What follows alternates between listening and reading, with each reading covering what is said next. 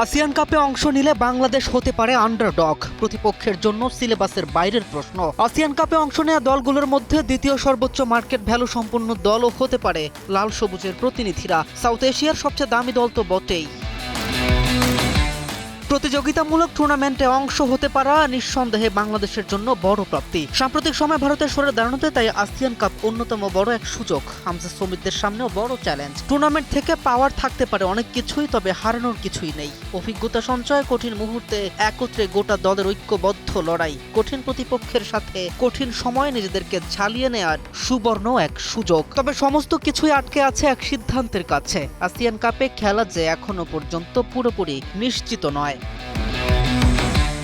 তবে টুর্নামেন্টে অংশ নিলে বেশ চ্যালেঞ্জ মোকাবেলা করতে হবে বাংলাদেশকে। র্যাঙ্কিংয়ের দিকে তাকালেই ব্যবধানটা পরিষ্কার। বাংলাদেশের অবস্থান 181 নম্বরে। সেখানে গ্রুপ পর্বের স্বাগতিক ইন্দোনেশিয়া রয়েছে 118 নম্বরে, মালয়েশিয়ার অবস্থান 136 এবং সিঙ্গাপুর 148 নম্বরে। অর্থাৎ প্রতিটি প্রতিপক্ষই র্যাঙ্কিংয়ে বাংলাদেশের চেয়ে এগিয়ে। শুধু তাই নয়, অন্য গ্রুপে থাকা থাইল্যান্ড ও ভিয়েতনামের মতো দলও এশিয়ায় ফুটবলে নিজেদের শক্ত অবস্থান তৈরি করেছে। ফলে আসিয়ান অঞ্চলের প্রতিষ্ঠিত দলগুলোর বিপক্ষে বাংলাদেশের জন্য প্রতিটি ম্যাচই হতে পারে বড় পরি। তবে এই টুর্নামেন্টে বাংলাদেশের মূল লক্ষ্য ট্রফি জয় নয়। জাতীয় দলের কোচ টমাস ডুলি এবং বাফুফের জাতীয় দল কমিটির পরিকল্পনা আসিয়ান কাপকে দেখা হচ্ছে সাফ চ্যাম্পিয়নশিপের প্রস্তুতি হিসেবে। শক্তিশালী প্রতিপক্ষের বিপক্ষে কয়েকটি ম্যাচ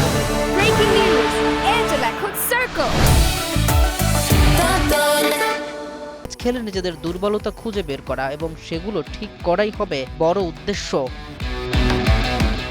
কারণ চ্যাম্পিয়নশিপ সামনে রেখে বাংলাদেশ যত বেশি প্রতিদ্বন্দ্বিতাপূর্ণ ম্যাচ খেলবে, ততই আন্তর্জাতিক পর্যায়ে প্রস্তুত করার সুযোগ পাবে। আর আসিয়ান কাপ সেই সুযোগটাই এনে দিতে পারে।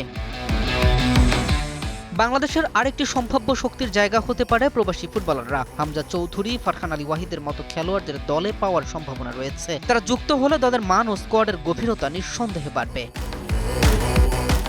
তবে নতুন খেলোয়াড়দের সমন্বয়ে গড়া দল নিয়ে সরাসরি আসিয়ান শক্তিশালী দলগুলোর বিপক্ষে ফেভারিট হয়ে যাওয়া কঠিন। বরং নিজেদের সামর্থ্য প্রমাণ করাটাই হবে বাংলাদেশের বড় চ্যালেঞ্জ। তবুও আসার জায়গা একেবারে নেই এমনটা নয়। কোচ টমাস ডুলি বিশ্বাস করেন বাংলাদেশকে চমকে দেওয়ার মতো সামর্থ্য রয়েছে দলটার। বিশেষ করে প্রতিপক্ষ যদি বাংলাদেশকে দুর্বল মনে করে মাঠে নামে, তাহলে সেটা হতে পারে লাল সবুজের জন্য বড় সুযোগ। র্যাঙ্কিংয়ের ব্যবধান যতই বড় হোক, ফুটবল সব হিসেব মাঠে গিয়ে বদলে যেতে পারে। তাই আসিয়ান কাপে বাংলাদেশের সামনে লক্ষ্য শুধু ফল নয়, শক্তিশালী প্রতিপক্ষের বিপক্ষে নিজেদের সামর্থ্য যাচাই করা, ভুলগুলো শুধরে নেওয়া এবং সাফের আগে একটি আরো শক্তিশালী দল হিসেবে প্রস্তুত হওয়া। K M Rafin, news 24।